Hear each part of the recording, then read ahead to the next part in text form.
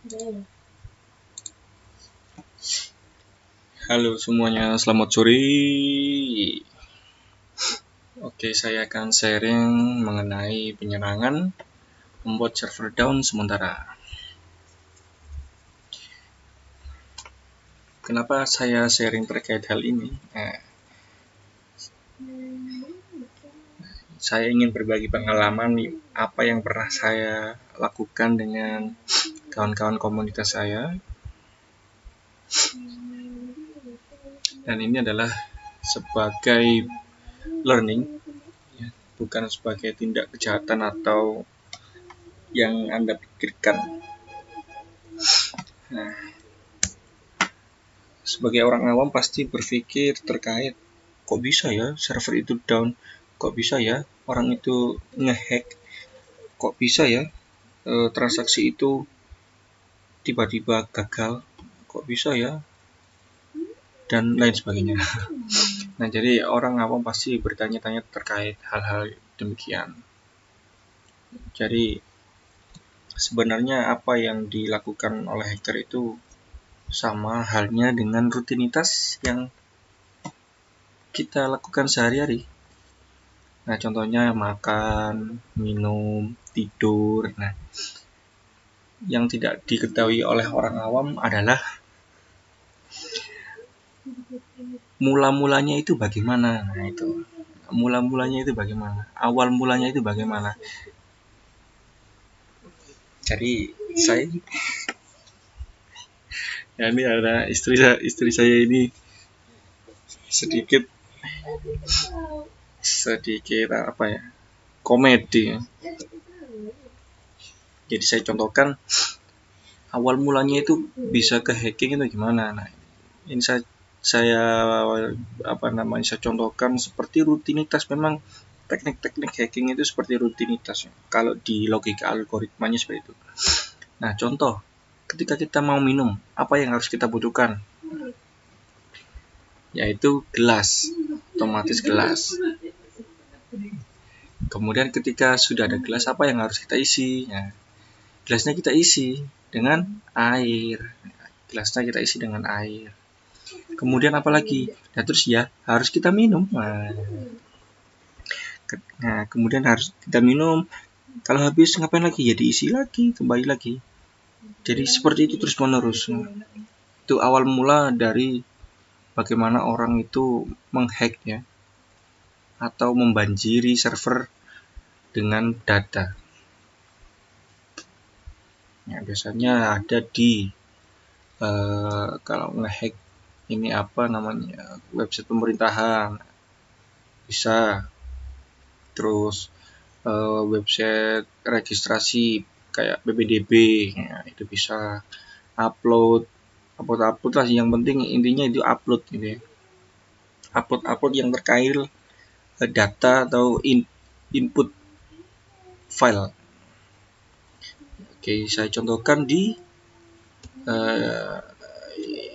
internetnya langsung ya. Jadi asumsi bahwa ini berkaitan dengan formnya. Nah, form itu kita isi, habis kita isi formnya, kita upload, ya, kita simpan. Nah, terus menerus seperti itu, dan itu ada aplikasinya yaitu testing namanya. Berkaitan dengan aplikasinya itu bernama banyak ya, Selenium atau Catalon Studio.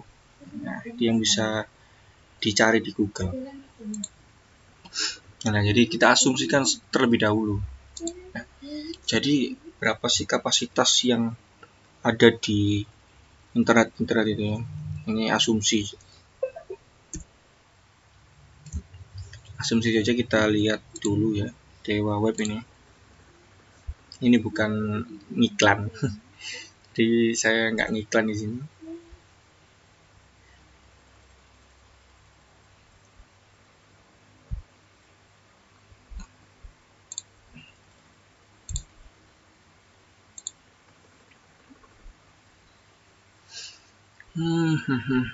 Nah, ini contoh. Nah, misalkan ada 20 giga gitu ya. Ada 20 giga ini. Nah, 20 GB ini biasanya ada yang lebih rendah sih.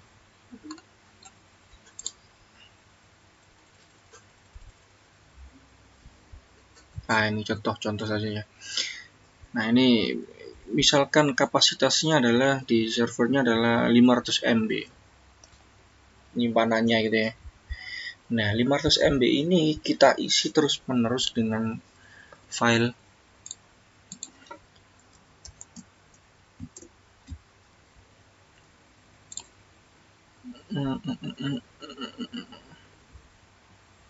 ya, seperti itulah sih. Sebentar ya, saya carikan contohnya.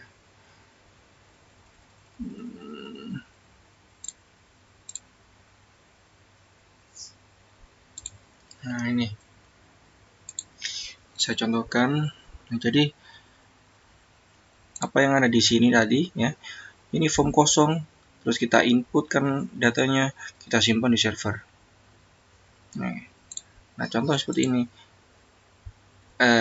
Penyimpanannya ada 500 MB. Nah, di 500 MB ini kita inputkan terus-menerus file yang sama.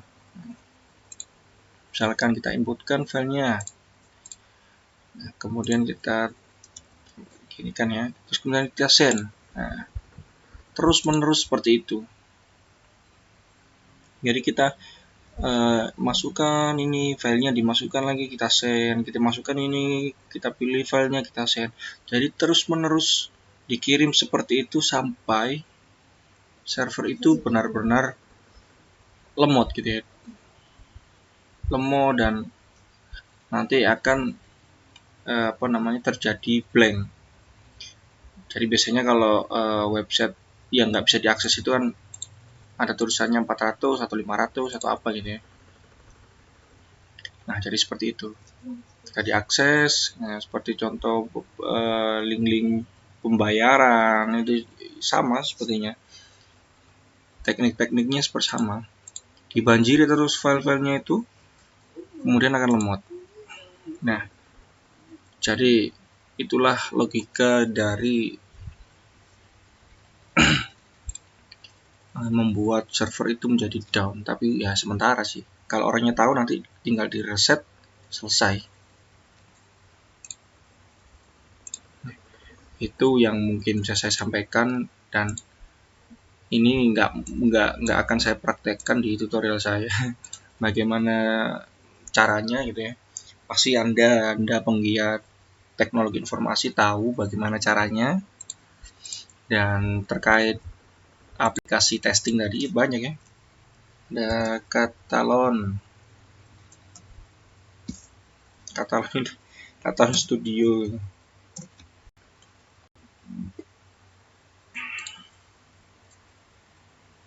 Ini banyak ya, testingnya seperti ini. Dan bisa di looping juga, mau berapa kali testingnya. Banyak aplikasi di Google terkait testing website, agar kita nggak nyebut diklik satu-satu gitu. Jadi seperti itu kawan. Atau kalian mau bikin formnya sendiri, terus ini di-linkkan di servernya, di ininya orangnya kan bisa di-linkkan. Nah,